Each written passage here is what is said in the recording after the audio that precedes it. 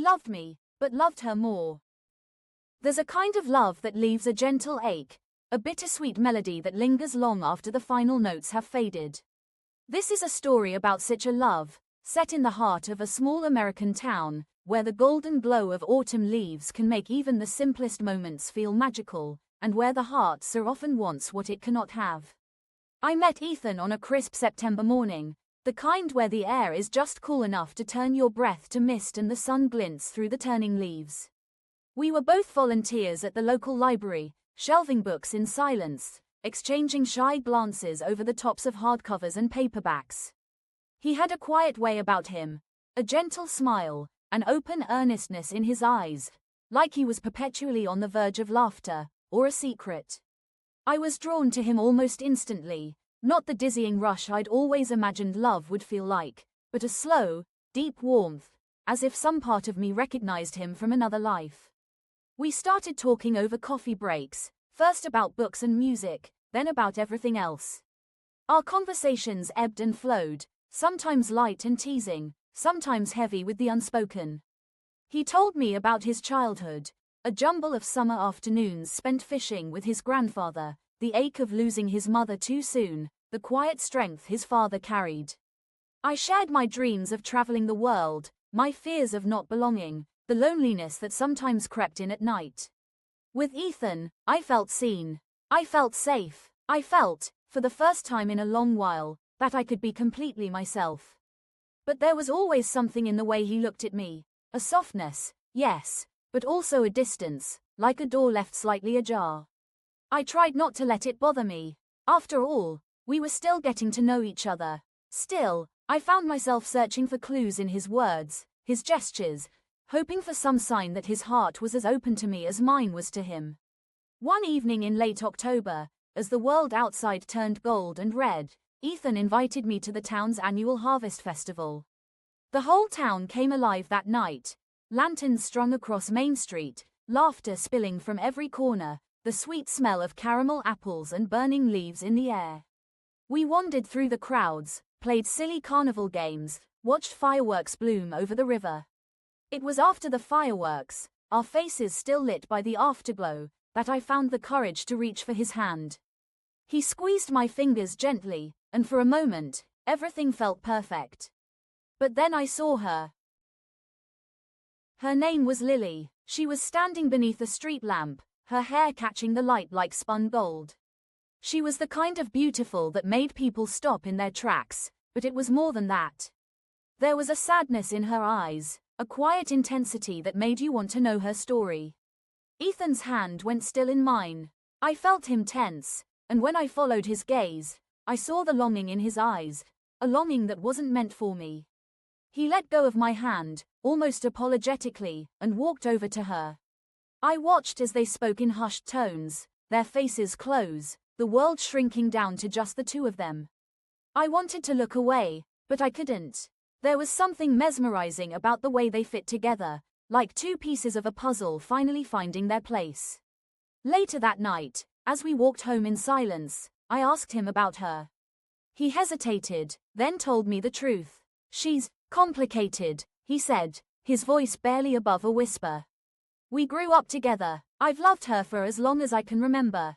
But it's never been easy. There's always something in the way, timing, circumstance, our own fears." He looked at me then, his eyes pleading for understanding. "I care about you, more than I ever expected to. But when I see her, it's like the rest of the world just fades away." I wanted to be angry, to turn away and shield my heart, but I couldn't. Because somewhere deep down, I understood. Sometimes love isn't a choice. It's a force that sweeps you up, whether you're ready for it or not. The weeks that followed were a blur of mixed emotions. Ethan and I continued to spend time together, sharing laughter and secrets, but there was always a subtle tension, an unspoken question hanging between us. Every time his phone buzzed, every time his eyes drifted away, I wondered if he was thinking of her. I tried to convince myself that I could be enough, that if I loved him hard enough, he would eventually love me more. But love doesn't work that way. It isn't a competition. It isn't something you can win or lose. One afternoon, As winter approached and the first hint of snow dusted the rooftops, Ethan and I sat on a bench overlooking the river. The water was dark and still, reflecting the grey sky above. He took my hand, his fingers cold but steady. "I don't want to hurt you," he said softly. "You're important to me, but I can't give you all of me. Not when my heart is still somewhere else." I tried to smile, but my heart was breaking. "I know," I whispered. "I just hoped. Maybe, given time." He shook his head gently. "We can't choose who we love. And sometimes, loving someone means letting them go." We sat in silence for a long time, listening to the wind rustle through the bare trees. I thought about all the things I wanted to say, all the ways I wanted to make him stay. But in the end, I just squeezed his hand, then let it go. That winter was one of the loneliest I've ever known. I threw myself into work, into friendships, into anything that could fill the empty space Ethan left behind. Every so often, I'd catch a glimpse of him and Lily together, walking through the park, laughing over coffee, their heads bent close in quiet conversation. It hurt, but it was a clean kind of hurt, the kind that lets you know you're still alive. As the months passed, the ache in my chest slowly began to fade. I started to see the beauty in the world again, the way the sunlight danced on the river, the warmth of a friend's smile, the quiet joy of a good book on a rainy day. I realized that love, even when it doesn't work out the way you hoped, can still be a gift.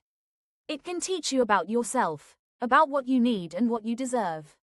One spring morning, nearly a year after that autumn night, I ran into Ethan at the library.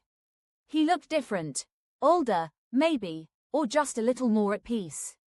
We talked for a while, catching up on old times, our conversation easy and familiar. There was no bitterness, no regret. Just gratitude for what we'd shared, and an understanding that some stories aren't meant to last forever. As I watched him walk away, I realized that I was finally ready to let go of the lingering hope that he might come back to me. I was ready to open my heart to something new. Love is a strange and unpredictable thing. Sometimes it sweeps you off your feet and carries you to places you never expected. Sometimes it teaches you hard lessons about letting go, about accepting the things you cannot change. And sometimes, just sometimes, it leaves you with a gentle ache, a bittersweet memory of what could have been.